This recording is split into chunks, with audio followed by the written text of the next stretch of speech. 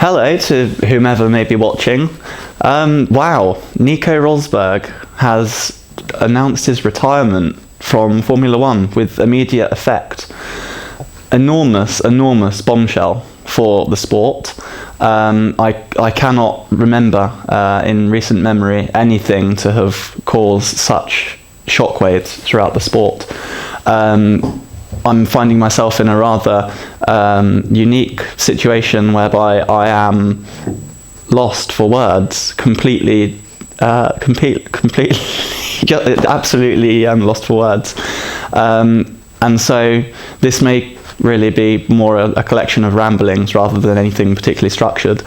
I mean, for me, mixed emotions really. On one hand, Nico, he's climbed the mountain, he's conquered Lewis Hamilton, and obviously he's done it in the most convincing of ways at the highest point, taking a world championship.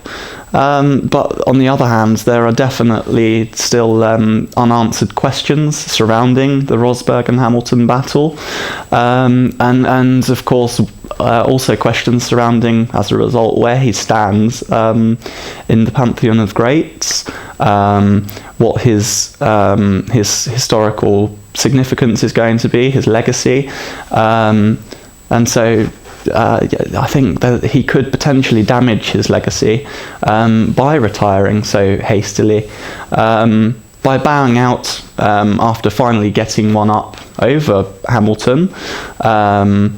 He's essentially denying Hamilton the possibility to even the odds. But on the other hand, is he in actual fact simply admitting that his victory was ultimately consequential, and that he could not replicate it again given the opportunity, i.e. next season? I think you can really look at it in both ways. I think both ways probably hold some credibility.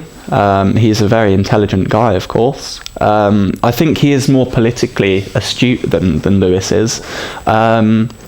And so he would possibly understand the value of retiring at his peak. I mean, he's only 31. It's easy to overlook the fact that historically 31 years old in Formula One, that is an age at which the greats are entering their peak years, really. You look at Michael Schumacher, you look at Ayrton Senna, you look at Alain Prost, you look at Fernando Alonso. All of them, they have matured throughout their careers. You look at Schumacher when he was 22 in a Benetton, and you look at him when he was 31, that would have been more or less probably when he was just coming into his own at Ferrari and started to dominate the world championship. And so perhaps we are actually seeing the beginning of Nico Rosberg's rise to the top. And perhaps if he had stayed on next season, he could have emulated his form this year and would even be able to beat Hamilton again. But of course, we won't find out now. I think really he probably has had the last laugh, hasn't he? Like we said, Hamilton won't be able to even the odds. I think that will really irk Lewis, because he's never been beaten before on a one-to-one situation. Yes, you had Jenson Button beat him in 2011, but that was a very unfortunate year for Hamilton. He was awfully out of form, and over the 3-year period that they were teammates, Hamilton was convincingly better. Whereas this season, yes, I know you can throw the reliability cards around. A lot of Hamilton fans obviously believe that Rosberg was gifted this championship purely as a matter of consequence. I don't think so. I think he drove more consistently, immaculately in fact. And so he did, he legitimately beat Hamilton. And for him to end his career now and not give Lewis the opportunity to respond to that strongly, as I think he would have done in 2017, will really irk him. The big question, obviously, is who fills that void at Mercedes. I think the realistic option, probably Pascal Wehrlein. He is a Mercedes young driver product, of course, although he's clearly not good enough at that level. He hasn't really convincingly beat Esteban Ocon this year, who obviously is nowhere near the level of a top driver at this point. The romantic option is Jenson Button to make this big romantic return to the title fold. Ultimately, I completely reject that possibility. Jenson Button is past it.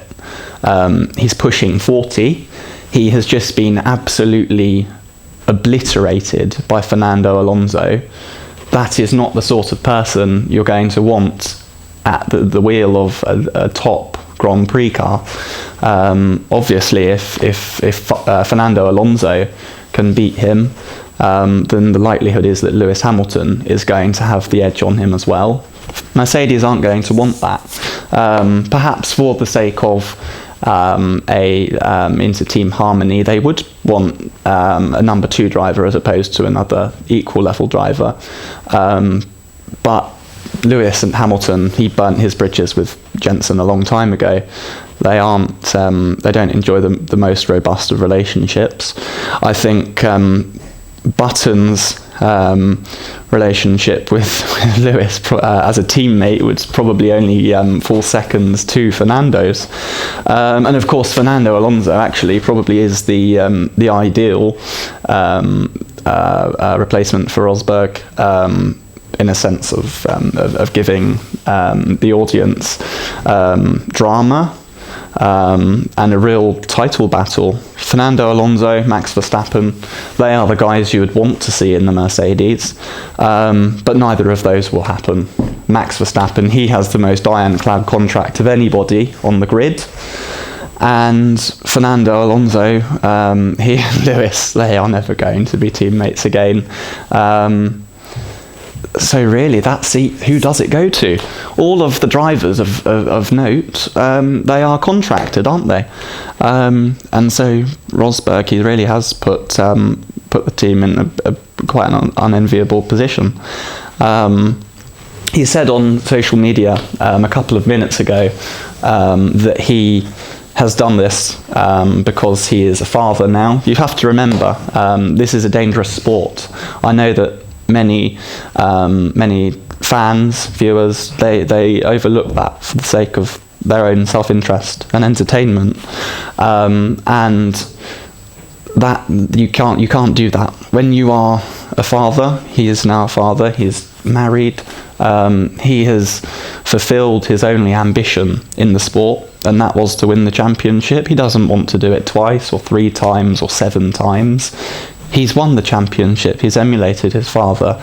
He has weathered the storm with Mercedes. He's been there from the very, very start. It's easy to overlook that. He was there from 2010 when they were essentially a glorified midfield runner with lots of money behind them and lots of expectations, but ultimately not a lot of stellar delivery. And he carried them through that. He's reaped the benefits, and now he can sail off into the sunset and enjoy his time as a retired man. I think ultimately, after rambling for 5 minutes, 10 minutes, however long this has been, Rosberg has, in retiring now so suddenly, he has executed a masterpiece of understatement, and I admire him for that. Perhaps more so than his championship win as a whole. He hasn't chosen to jump up and down and shout about it as Lewis Hamilton probably would have done. Not necessarily a bad thing, of course, but the fact that he has taken the championship, he has shown respect to the championship, he has appreciated it, and now he wants to go and enjoy his family life. And I really respect him for that, and I would like to thank him for his time in Formula One and wish him well, and good luck to Mercedes for finding an adequate replacement, and I think that's all I have to say.